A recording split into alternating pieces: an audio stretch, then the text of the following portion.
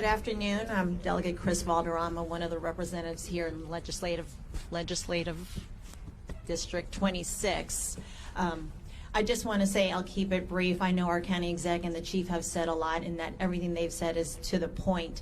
I do want to personally thank the chief and the county exec for personally putting this press conference together to let the community know and the state know how important this issue is.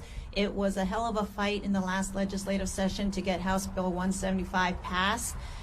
For those of you who may not know, when I say we, the Prince George's delegation and the State House, we were able to get one camera. Now, as ineffective as that sounds, one is better than none.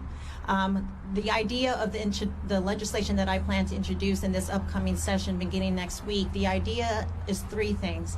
One is to possibly and hopefully have a roving camera so that drivers are not expecting the speed camera in one location.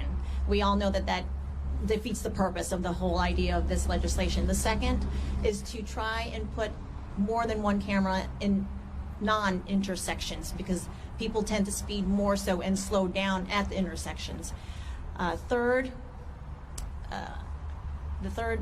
issue was to also make sure, and I'm probably going to have to defer to Mr. Ron Weiss on that, but I'll get back to that. But my whole point of this was just to emphasize how important this issue was, or is, I should say, and that it's not the end of it. I can tell you when the legislative session began last year and I introduced this legislation, you can't imagine how much opposition I got from around my colleagues in the state, not because of who I am, but because of the issue. And I think a lot of you know when people hear speed cameras, they hear money generator.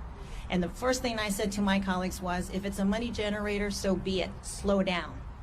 So with that said, the whole point of this is to save lives. I want to give my condolences to the Mejia family and all the families that have lost a loved one on 210.